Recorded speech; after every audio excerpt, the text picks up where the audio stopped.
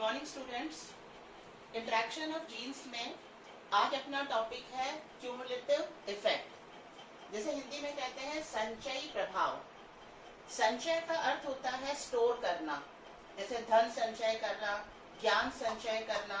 तो संचय मतलब स्टोर करना। तो क्यूमुलेटिव इफेक्ट किस कारण से होता है? तो तब होगा जब मल्टीपल जीन्स होंगे, यानी वो लक्षण जो मल्टीपल जीन्स के द्वारा नियंत्रित हो रहा है, या हम कह सकते हैं पॉलीजेनिक इनहेरिटेंस। पॉली मतलब भी क्या होता है? बहुत। तो दो से अधिक जीन्स जो हैं, यानी पॉलीजेनिक इनहेरिटेंस के द्वारा कंट्रोल हो रहा है, या हम कह सकते हैं क्वांटिटेटिव इनहेरिटेंस, मात्रात्मक यानी मात्रा, संख्या। ठीक है, तो मल्टीपल जीन या पॉलीजेनिक इनहेरिटेंस या क्वांटिटेटिव इनहेरिटेंस के आधार पर ही हम क्यूमुलेटिव इफेक्ट को बता सकते हैं। ठीक है, अब हम आते हैं सबसे पहले, जैसे मैंने आपको पहले भी बोला है, आपको परिभाषा जो है वो विशेष रूप से सही लिखनी होती है। यहाँ मैंने दो होमोलोगस क्रोमोसोम्स के पेयर बनाए हैं, just to make the concept clear. ये एक होमोलोगस क्रोमोसोम है और ये दूसरा होमोलोगस क्रोमोसोम है। अब यहाँ पर होमोलोगस मतलब क्या होता है? समजात, यानी सेम है साइज में, इनके ऊपर जो जीन्स का क्रम है वो भी सेम प्रकार का है। ठीक है, तो यहाँ मैंने बताया है ये होमोलोगस क्रोमोसोम है, ये एक पेयर है जीन का, ये दूसरा, ये तीसरा। इसी तरह से दूसरा होमोलोगस क्रोमोसोम है, ये एक पेयर है जीन का, ये दूसरा पेयर है जीन का, सपोज करते हैं। ठीक है, तो यहाँ अब देखो इसको विभिन्न स्थलों पर, ये अलग अलग स्थल हो गए, ये स्थल एक हो गया, ये दूसरा, ये तीसरा, ये चौथा, ये पांचवा। तो विभिन्न स्थलों पर जीन्स है। तो ये जो जीन्स के समूह यदि एक ही लक्षण को नियंत्रित करते हैं, ये अलग अलग स्थलों पर है, एक ही गुणसूत्र पर भी अलग अलग स्थल पर हो सकते हैं, या दूसरे होमोलोगस क्रोमोसोम पर भी हो सकते हैं। ठीक है, तो अगर विभिन्न स्थलों पर पाए जाने वाले जीन्स के समूह एक ही लक्षण का नियंत्रण करने के लिए उत्तरदायी है, तो इस तरह के जीन्स को कहते हैं मल्टीपल जीन्स। मल्टीपल जीन्स का एग्जाम्पल हम ऑलरेडी पढ़ चुके हैं ब्लड ग्रुप के टाइम पे। ठीक है, आरएच फैक्टर के टाइम पर भी हमने, फिशर ने जो मत बताया था, तो उसने क्या कहा था कि आरएच फैक्टर के लिए तीन जो जीन्स है, वो तीन जीन्स सी, डी और ई, ये तो हो गया डोमिनेंट फॉर्म में, और रिसेसिव फॉर्म में हो गया small C, small D, small E. लेकिन आरएच फैक्टर में जो मेंडल ने कहा था, वो कहा था कि आरएच फैक्टर के लिए जो जीन्स हैं, वो फिशर ने ये मत दिया था जो कि आरएच फैक्टर इज इनहेरिटेड या controlled by 3 types of genes, C, D and E, जो एक ही गुणसूत्र पर, एक ही स्थल पर उपस्थित हैं, और इनके एलील हो जाएंगे small C, small D and small E. लेकिन है तो ये भी मल्टीपल जीन, क्योंकि जो है समूह है जीन्स का जो नियंत्रित कर रहा है। लेकिन जब ये मल्टीपल जीन एक ही स्थल पर उपस्थित होते हैं और इनका प्रभाव एक जीन की तरह ही होता है, तो इसको कहते हैं स्यूडो एलील। स्यूडो एलील यानी आभासी विकल्पी। ठीक है, तो ये स्यूडो एलील भी एक प्रकार का मल्टीपल जीन का ही एग्जाम्पल है, लेकिन ये है आरएच फैक्टर में। अब यहाँ पर हम पढ़ रहे हैं संचयी प्रभाव। तो यहाँ क्या है?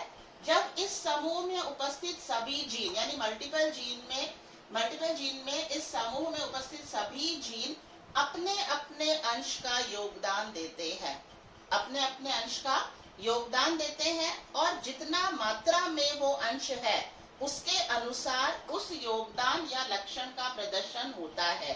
तो इसीलिए इसको कहते हैं क्यूमुलेटिव इफेक्ट, यानी संचय प्रभाव। जितना संचय होता जाएगा, जितना मात्रा में बढ़ता जाएगा प्रभावी जीन, उतना गुणवत्ता में भी प्रभाव दिखाई देगा, यानी मात्रा के आधार पर लक्षण की गुणवत्ता में भी परिवर्तन दिखाई देगा। इसीलिए इसको क्वांटिटेटिव इनहेरिटेंस भी कहते हैं, मात्रात्मक वंशागति भी कहते हैं। अब इसमें बहुत सारे एग्जाम्पल हैं, जैसे ह्यूमन बीइंग की हाइट। ऐसा नहीं होता कि या तो बिल्कुल ताड़ की तरह लंबे हो या बिल्कुल बोने हो। बहुत लंबे और बहुत बोने में से बीच में बहुत सारी वैरायटी होती है हाइट की। इसी तरह से स्किन का जो कलर है, तो ऐसा नहीं होता या तो एकदम काला है या एकदम जो है गोरा है। एकदम गोरा यानी जिसमें मेलानिन पिगमेंट है ही नहीं, जिसे हम कॉमन भाषा में सूर्यमुखी वाला कलर कहते हैं, जिसमें बिल्कुल मेलानिन पिगमेंट नहीं है, तो ऐसा नहीं होता। और होता है तो इनके बीच में कई वेराइटी है, ठीक है। तो इसमें हम एग्जांपल लेते हैं स्किन कलर इन मैन, जो कंट्रोल होता है मेलानिन पिगमेंट के द्वारा। मेलानिन पिगमेंट जो है, ये मेलानिन पिगमेंट का बनना या इसकी मात्रा निर्भर करती है मल्टीपल जीन्स पर।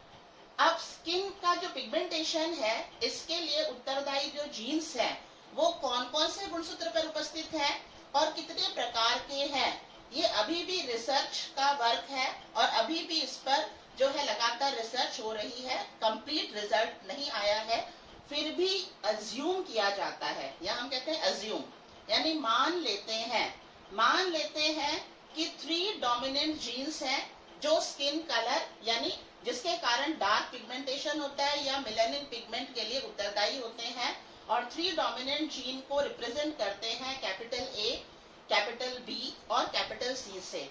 तो इनके रिसेसिव भी होंगे, तो रिसेसिव एलील है इन तीनों के small A, small B and small C for light pigmentation.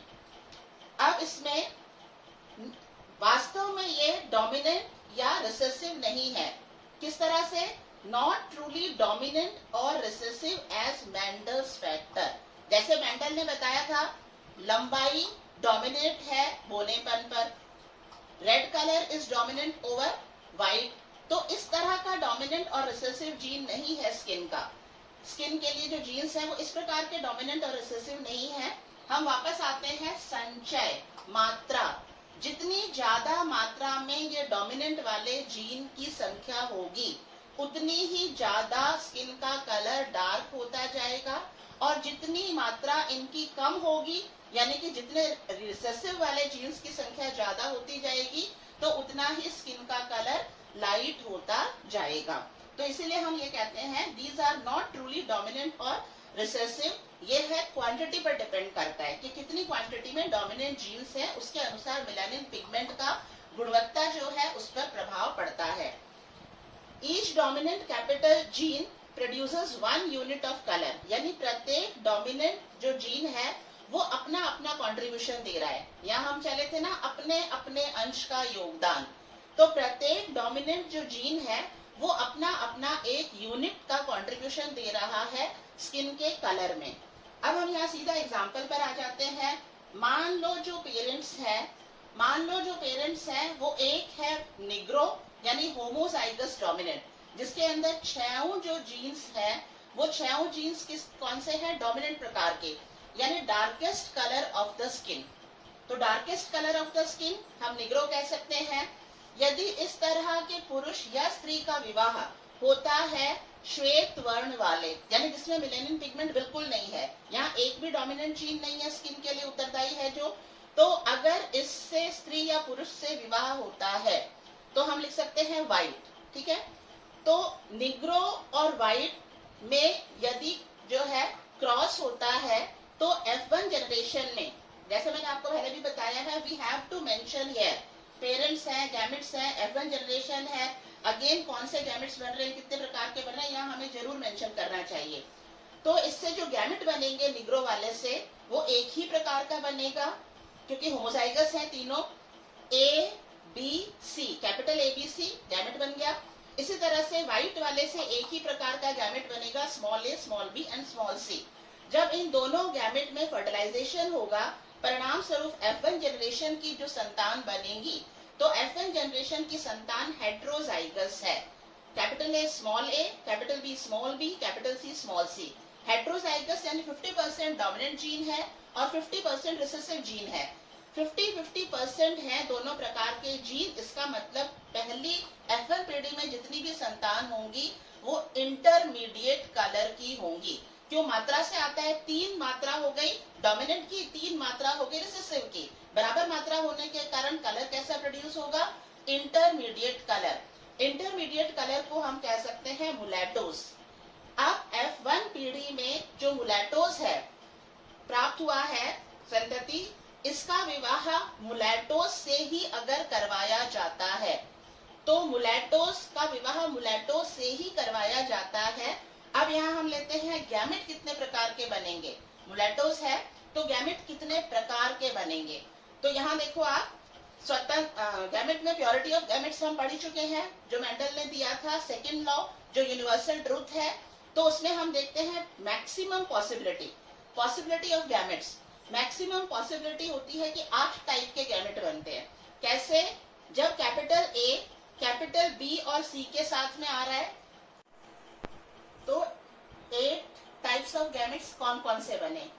Capital A capital B और कैपिटल सी के साथ कॉम्बिनेशन कर रहा है, या कैपिटल ए स्मॉल बी और कैपिटल सी के साथ कॉम्बिनेशन कर रहा है, या कैपिटल ए स्मॉल बी और स्मॉल सी के साथ में कॉम्बिनेशन कर रहा है, या कैपिटल ए यहाँ लिख रखा है ना, जैसे capital A capital B capital C, capital A capital B small C, capital A small B small capital C, capital A small B and small C. तो ये 4 पॉसिबिलिटीज तो कौन सी हुई, जो हमने कैपिटल ए को लेते हुए आगे के जो है गैमेट बनाने हैं। ठीक है, अब हम स्मॉल ए को लेकर के बनाएंगे आगे। तो स्मॉल ए को लेकर 4 प्रकार के गैमेट बनेंगे। Small A capital B capital C, small A capital B small C, small A small B capital C, and last है small A small B small C. तो इस तरह से 8 टाइप्स ऑफ गैमेट बन सकते हैं, मैक्सिमम पॉसिबिलिटी है। तो इसी तरह से यहाँ पर भी 8 टाइप्स के गैमेट्स बनेंगे। तो हमने चेकर बोर्ड बना दिया, एक साइड हम मेंशन कर देंगे स्पर्म यानी मेल गैमेट, दूसरी तरफ हम मेंशन कर देंगे ओवा यानी फीमेल गैमेट्स। अब ये चेकर बोर्ड में मैंने डिफरेंट कलर्स यूज किए हैं। अगर पॉसिबल हो सके तो हमें ब्राउन कलर के डिफरेंट शेड्स इसमें यूज करने चाहिए, लेकिन ब्राउन कलर के डिफरेंट शेड्स मेरे पास नहीं थे, तो इसीलिए मैंने इसमें डिफरेंट कलर्स जस्ट कि आइडेंटिफाई हो सके अलग अलग, इसलिए मैंने डिफरेंट कलर्स इसमें यूज करे हैं। Otherwise if possible different shades of brown colour is used. ठीक है, अब हम यहाँ लेते हैं, यहाँ मैंने संख्या लिखी है। संख्या इसलिए लिखी है क्योंकि अगर हम ये जीन्स को यहाँ लिखने लग जाएंगे तो बड़ा हौच पौच हो जाएगा और जो है क्लियर नहीं होगा। ये संख्या बता रही है डोमिनेंट जीन को कि कितने डोमिनेंट जीन है। जैसे हम यहीं से लेते हैं, ये 6 अपने आप में एक अकेला है, तो 6 कैसे हुआ। यहाँ capital A capital B capital C, capital A capital B capital C. इसका मतलब यहाँ पर जो हाइब्रिड मिलेगा F2 जनरेशन में, उसमें 6 जो जीन्स है वो डोमिनेंट होंगे। इसी तरह से हम लास्ट वाला एक लेते हैं, यहाँ वाला। तो यहाँ देखो, इसमें यहाँ क्या है, इसमें 0 मतलब क्या बता रहे हैं, ये एक भी डोमिनेंट जीन नहीं है। क्यों? क्योंकि यहाँ पर क्या है, small A small B small सी, दूसरी तरफ भी क्या है, small A small B small सी, यानी ये क्या है, होमोजाइगस रिसेसिव। और ये 6 वाला क्या था, होमोजाइगस डोमिनेंट। तो होमोजाइगस डोमिनेंट तो होगा निग्रो कलर वाला, और होमोजाइगस रिसेसिव होगा व्हाइट कलर वाला। और ये बीच के सारे क्या है, अलग अलग कलर के होंगे। जितनी जितनी संख्या डोमिनेंट जीन की अधिक होगी, उतनी गुणवत्ता अधिक होगी। क्यों? क्योंकि क्या है, मात्रात्मक, क्योंकि क्या है, अपना अपना योगदान जो है दे रहे हैं, और वो योगदान लक्षण में दिखाई दे रहा है। अब 6 के बाद हम यहाँ पर आते हैं 5 वाला। 5 वाला देखो, यहाँ पर इसमें एक कैपिटल ए एक कैपिटल बी, 2 यहाँ से ले लिए और 3 यहाँ वाले, तो 5 आ गए। इसी तरह से यहाँ कैपिटल ए कैपिटल सी, 2 यहाँ से और 3 यहाँ से, 5 आ गए। अब आप यहाँ देखो ध्यान से, ये दोनों ब्लॉक और ये जो है ये वाला ब्लॉक, ये एक ही संख्या है। 5 5 5, 4 4 4, 4 4 4, 3 3 3, 4 4 4, 3 3 3, 3 3 3 और 2 2 2। ठीक है, तो यहाँ पर जो है ये आपको बताना है कि ये संख्या है कितनी, 5 डोमिनेंट है। अब हम यहाँ पर आते हैं 4 डोमिनेंट। 4 डोमिनेंट कैसे हैं, कैपिटल ए 1 है और यहाँ पर 3 है, बाकी तो रिसेसिव है, स्मॉल बी एंड स्मॉल सी 4। इसी तरह से मैं सीधा 3 वाले पर आती हूँ। यहाँ पर इस तरफ तो जो गैमेट है वो होमोजाइगस रिसेसिव है, होमोजाइगस नहीं कहेंगे हम इसको, रिसेसिव है, और यहाँ पर डोमिनेंट है। तो यहाँ पर क्या आ जाएगा, 3 डोमिनेंट है। इसी तरह से मैं एक वाले का एक एग्जांपल ले लेती हूँ। यहाँ तीनों जो जीन्स हैं वो स्मॉल है, रिसेसिव है, और यहाँ पर अगर हम आते हैं तो केवल ए कैपिटल डी है, कैपिटल जो है ए है। तो इस तरह से ये हमने केवल क्या बता दी है, संख्या। और संख्या के आधार पर 8 और 8 यानी 8 इंटू 8 तो कितने हाइब्रिड प्राप्त होंगे F2 जनरेशन में? 64। तो F2 जनरेशन में 64 संततियां प्राप्त होंगी मैक्सिमम। अब यहाँ पर देखो, यहाँ इसकी रेशियो बताई है F2 जनरेशन की, फिनोटाइप रेशियो। फिनोटाइप रेशियो में सबसे पहले हम लेते हैं बीच का यानी 20 है संख्या में जिनके अंदर जो है हेट्रोजाइगस कंडीशन है। हेट्रोजाइगस कंडीशन कौन सी है? 3 प्रभावी जीन है और 3 अप्रभावी जीन है। तो ये इंटरमीडिएट कंडीशन के कितने सदस्य हैं? 64 में से 20। और ये है इंटरमीडिएट यानी कि मुलैटोस लक्षण वाला। अब हम आते हैं, इससे एरो पीछे की तरफ जा रही है। पीछे की तरफ जाने का मतलब है कि डोमिनेंट जीन्स कम है, और आगे की तरफ जाने का मतलब है कि डोमिनेंट जीन्स की संख्या ज्यादा है। अब हम आते हैं यहाँ पर, ये 1 कौन सा है? जिसमें एक भी डोमिनेंट जीन नहीं है, ये 0। उसके बाद आते हैं अपन 6 वो है, 0 के बाद कौन सी संख्या आएगी? 1। तो 6 है, 1 1 2 3 4 5 6 यानी एक डोमिनेंट जीन है। 15, 1 के बाद संख्या क्या आएगी? 2। तो 15 ऐसे हैं जिसमें 2 डोमिनेंट जीन है, 1 2 3 4 5 6 7 8 9 10 11 12 13 14 और 15। फिर 20 बता दी। 3 के बाद में 4 डोमिनेंट जीन, तो 4 डोमिनेंट जीन की संख्या हम गिनेंगे तो 15 आएगी। इसी तरह से 4 के बाद में कौन सी आएगी? 5 डोमिनेंट जीन, तो 5 डोमिनेंट जीन की संख्या हम गिनेंगे तो 6 आएगी। ये देखो 1 2 3 4 5 और 6, और लास्ट में एक अकेला ऐसा है जिसमें 6 डोमिनेंट जीन होंगे, यानी कि कौन सा होगा? ये होमोजाइगस डोमिनेंट निग्रो। तो इस तरह से F2 जनरेशन का जो है यहाँ पर रेशियो दी है, फिनोटाइप रेशियो। अब उसी चीज को, उसी रेशियो को यहाँ पर जो है ग्राफ के हिसाब से दिखाया गया है। जब भी हम ग्राफ बनाते हैं तो एक होती है एक्स एक्सिस और एक होती है वाई एक्सिस। एक्स एक्सिस पर हम जो है, यहाँ हमने लिया है नंबर ऑफ डोमिनेंट जीन्स ली है एक्स एक्सिस पर। तो यहाँ पर नंबर ऑफ डोमिनेंट जीन 0 यानी एक भी डोमिनेंट जीन नहीं है। फिर 1 2 3 4 5 और 6, क्योंकि टोटल कितने बताए थे? 3 डोमिनेंट जीन है और 3 उसके एलील है यानी कि 6। तो हमने यहाँ पर ले लिया 1 से लेकर 6 तक डोमिनेंट जीन्स की संख्या। अब यहाँ पर, यहाँ टोटल कितना लेना है? टोटल F2 जनरेशन में कितनी संततियां प्राप्त होंगी? मैक्सिमम 64, क्योंकि 8 इंटू 8 कितने हो गए? 64 हो गए।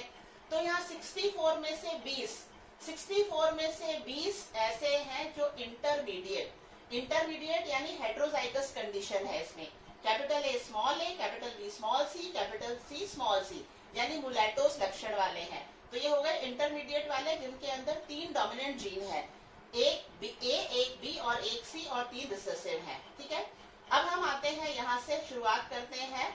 ये हो गया 20 के बाद में जैसे पहले ग्राफ में बताया था, 20 से नीचे की तरफ आना है, 20 से ऊपर की तरफ जाना है। ऊपर की तरफ मतलब डोमिनेंट जीन की संख्या ज्यादा है, नीचे की तरफ मतलब डोमिनेंट जीन्स की संख्या कम है। तो यहाँ से 3 से नीचे आएंगे तो डोमिनेंट जीन की संख्या 2 है। तो डोमिनेंट जीन की संख्या, जिनमें डोमिनेंट जीन की संख्या 2 है तो उन सदस्यों की संख्या है 15, 64 में से 15। तो यहाँ हो गया, हमने 15 लिख दिया, यहाँ लिखा हुआ है डोमिनेंट जीन की संख्या 2 है। तो ये इंटरमीडिएट से थोड़ा क्या होगा, इसका हल्का रंग होगा। उसके बाद में हम इससे और नीचे आते हैं, 6 सदस्य ऐसे हैं 64 में से जिनमें डोमिनेंट जीन एक ही है। तो इसका जो रंग है, इन 6 सदस्यों का रंग इस वाले ब्लॉक से थोड़ा सा और हल्का होगा। और यहाँ 0 मतलब डोमिनेंट जीन एक भी नहीं है। तो डोमिनेंट जीन एक भी नहीं है, 64 में से एकमात्र ऐसा सदस्य होता है और वो होता है व्हाइट कलर का, जिसमें होमोजाइगस रिसेसिव जीन्स हैं। अब हम लेते हैं इससे बढ़ता हुआ क्रम, मुलैटोस से बढ़ता हुआ क्रम, यानी जिसमें डोमिनेंट जीन की संख्या है 4। तो जिनमें डोमिनेंट जीन की संख्या 4 है उनकी संख्या भी 15 है, और इनका जो कलर है वो मुलैटोस से थोड़ा डार्क स्किन कलर होगा, टोन थोड़ा डार्क होगी। फिर हम लेते हैं 5 जिनके अंदर डोमिनेंट जीन की संख्या 5 है। तो ऐसे सदस्य होंगे 64 में से 64 में से 6, और इनका जो स्किन टोन है वो 4 की संख्या वाले 4 का जो स्किन टोन है उससे थोड़ा ज्यादा होगा। और लास्ट एकमात्र एक ऐसा सदस्य होगा 64 में से जो क्या होगा, होमोजाइगस डोमिनेंट जीन जिसमें है और जिनका कलर होगा निग्रो यानी डार्केस्ट टोन ऑफ स्किन।